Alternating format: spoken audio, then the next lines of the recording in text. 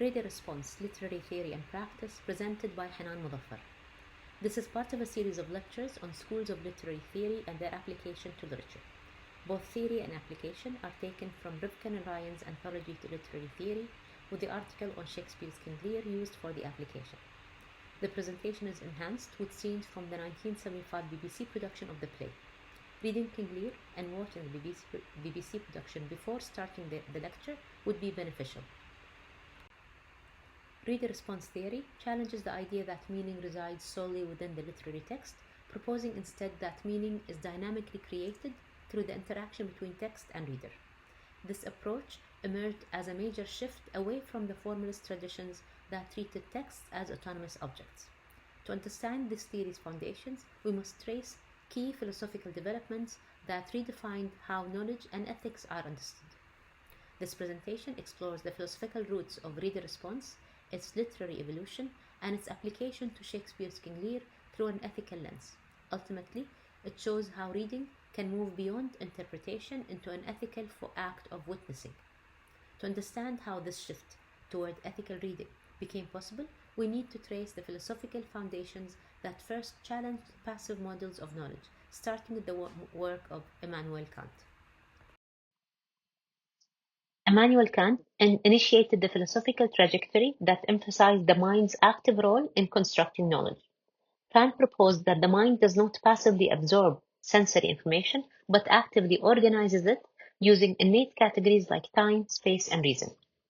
Beauty for Kant exemplifies purposefulness without purpose, showing the mind's imaginative play without aiming at specific ends. In ethics, Kant maintained that moral actions must adhere to universal principles applicable to all rational beings. This reconceptualization of the mind as an active agent laid crucial groundwork for later developments in phenomenology and existentialism. Kant Husserl expanded on Kant's insight by challenging the dominant positivist view of the mind as a mere recorder of sensory facts. Husserl argued that sensory data alone could not provide a foundation for rational knowledge or ethical action. Instead, knowledge arises through phenomena, mental constructions shaped by the mind's structuring activity. For instance, the concept of a perfect triangle exists ideally in the mind, not in the imperfect physical world. Thus, truth is located not in the external object, but within the internal structure of experience itself. However, existential philosophers would later critique Husserl's internalism by insisting on the role of lived, situated experience. Existentialist thinkers like John Dewey, Martin Heidegger, Ludwig Wittgenstein, and Jean-Paul Sartre shifted the conversation by emphasizing that knowledge is always embedded in human life.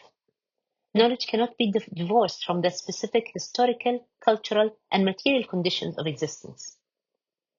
Abstract notions of truth give way to an understanding of knowledge as always contingent and situated. This emphasis on embeddedness paved the way to a more ethical consideration of human relations and responsibilities. Following existential insights, philosophers such as Emmanuel Levinas, Jacques Derrida, Martha Nussbaum emphasized the ethical dimensions of human interaction. Ethics is no longer a matter of applying universal rules, but emerges from our relations with others. True ethical engagement requires recognizing and responding to the alterity or otherness of others. Encountering the other challenges self-centeredness and awakens a profound sense of responsibility. This relational ethics becomes foundational for understanding the ethical dimensions of reading literature. Reader response theory adopts these philosophical insights into the field of literary criticism. Meaning is not located solely in the text or the author's intent, but emerges through the reader's engagement. The act of reading transforms literature into a dynamic and interactive and unstable field of meaning. Consequently, literary works evolve across different readers, times, and cultures. Reader response thus reframes literature as a living encounter rather than a closed system. To better understand how this living encounter unfolds, we now turn to major theorists who map the reader's role in creating meaning. Irving Iser introduced the idea of the implied reader, an ideal position anticipated by the text to guide engagement. Reading for Iser involves filling narrative gaps and making meaning through imaginative participation. Stanley Fish argued that interpretive communities, rather than isolated readers, shape meaning through shared norms and contexts. Meaning, therefore, is a social and collective construction, not a solitary discovery. Hans Robert Jauss emphasized that readers approach text with horizons of expectations shaped by their historical and cultural situations. The dialogue between these horizons and the text creates a dynamic process of understanding and reinterpretation over time. Pierre Bourdieu extended the analysis by highlighting the role of social structures, particularly class, in shaping literary interpretation. In Distinction, Bourdieu demonstrated how social class influences aesthetic preferences. Cultural elites may favor formal experimentations, while broader audiences might prefer realistic narratives. Even supposedly universal aesthetic standards, like those proposed by Kant, reflect specific class-based tastes. Reading is thus deeply entangled with social, economic, and historical forces. Let's see how these ideas illuminate the ethical demands placed on the reader in Shakespeare's King Lear. Applying reader response insights to Shakespeare's King Lear, Kent offers a Levinasian reading that foregrounds ethical responsibility towards the other as a central concern of the play. Lear's tragedy unfolds not simply because of political missteps or personal flaws, but because he fails to recognize the vulnerability of others, particularly Cordelia, and the ethical demands that vulnerability imposes. Cordelia's famous nothing resists Lear's demand for flattery and forces a confrontation with the radical otherness he wishes to deny, challenging his self-centered worldview. Lear's initial rage and turn toward isolation reveal his deep resistance to accepting that genuine relation requires humility, responsibility, and recognition of difference, not domination. As the play progresses, King Lear dramatizes the catastrophic collapse of identity, power, and meaning that follows when relational responsibility is refused or betrayed. Lear's brief moment of empathy, such as his recognition of shared human vulnerability during the storm, show how difficult but necessary ethical openness to others can be. Yet even these gestures are flawed, suggesting how tenuous and incomplete ethical relation remains within the tragic structure of the play. Through this ethical lens, King Lear is not simply a tragedy about individual downfall, but a profound exploration of how the denial of relational ethics lead to personal and communal disintegration. One pivotal moment occurs in Act 3, Scene 4, during the storm when Lear confronts poor Tom's greater exposure. Witnessing Tom's nakedness, Lear realizes the universal vulnerability and fragility of human existence.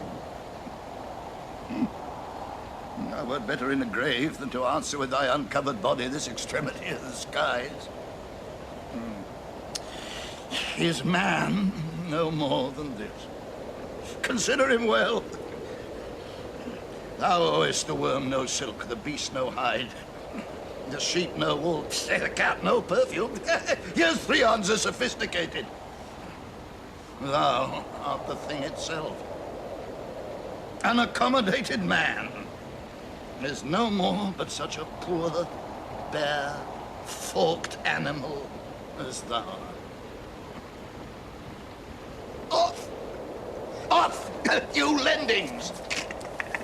Come, unbutton here! Proceed, Uncle, be contented! 'Tis a naughty night to swim in. A little fire in a wild field will like an old lecher's heart. One small spark, the rest of his body's cold. Poor Tom's uncovered body reminds him that people are poor, bare animals. This realization compels Lear to acknowledge his previous obliviousness to the suffering of others. The scene emphasizes the raw human conditions, stripped of all protective illusions.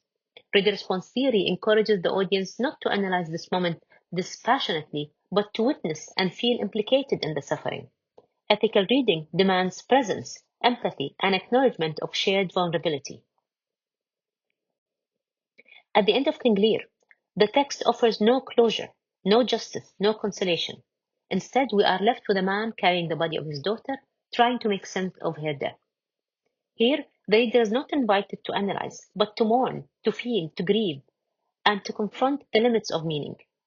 Let's watch this short scene from the final part where Lear's voice falters, then disappears, and those around him are left to name what just happened.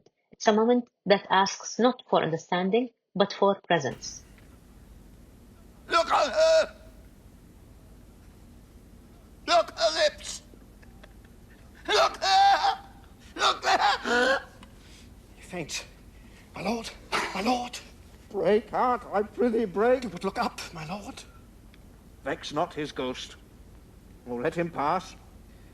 He hates him that would upon the rack of his tough world stretch him out longer. He is gone, indeed. The wonder is he hath endured so long. He but usurped his life.